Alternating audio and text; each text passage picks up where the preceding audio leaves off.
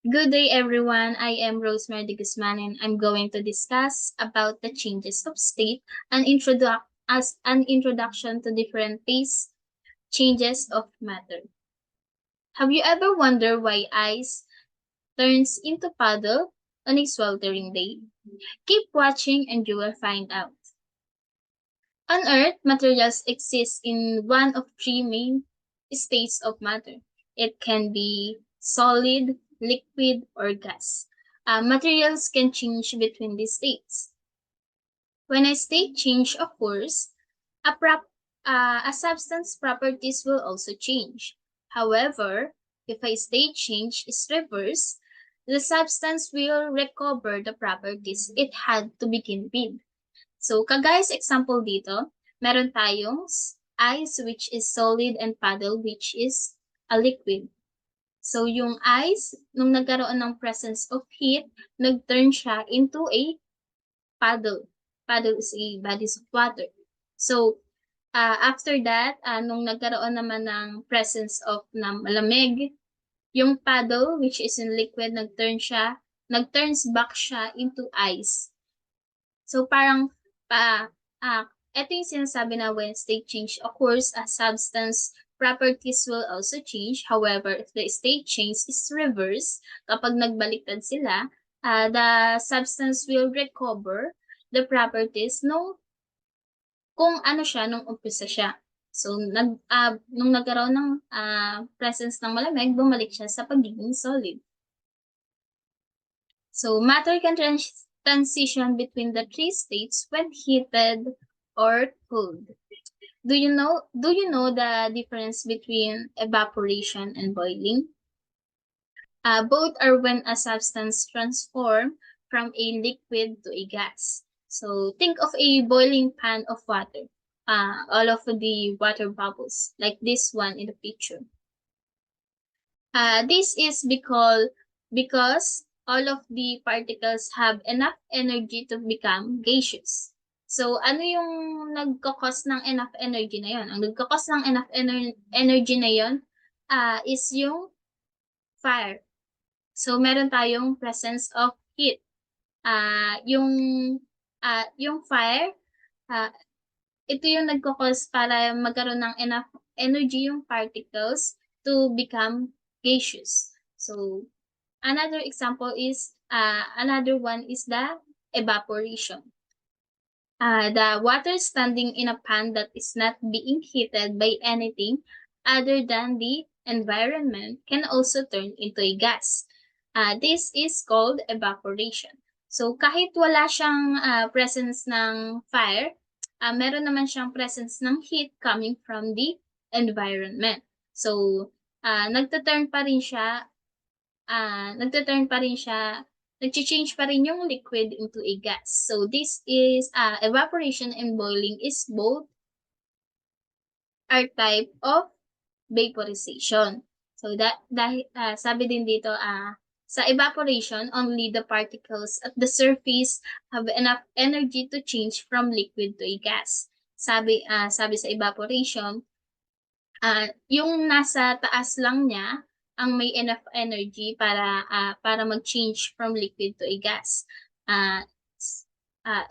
Evaporation is a slower process than boiling, even though it achieves the same state change. So, kagaya ng sabi ko kanina, parehas silang nagta-turn from liquid, nag-change from liquid to a gas. So, these two are both types of vaporization. The opposite of this vaporization process is condensation. Condensation is the transition from a gas to liquid. For example is the cold can of soda on a hot day. Those water droplets on the outside, or the dew in the grass in the morning, or the steamed up mirror after a hot bath.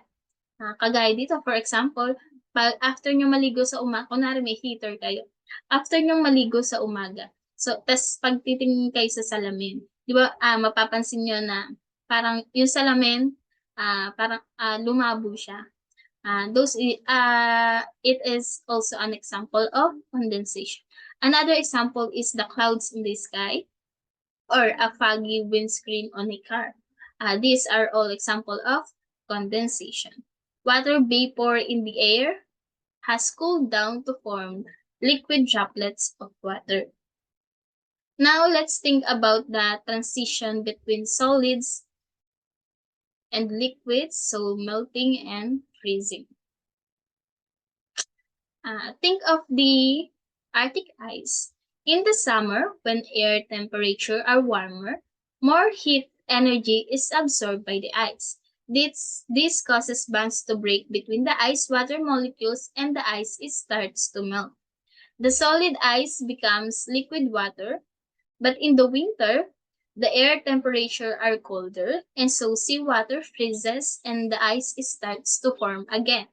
There is less heat energy within the ice and so more bands can form, holding it together as solid ice. Uh, did you know that sometimes when solids are heated, they can turn straight into gases?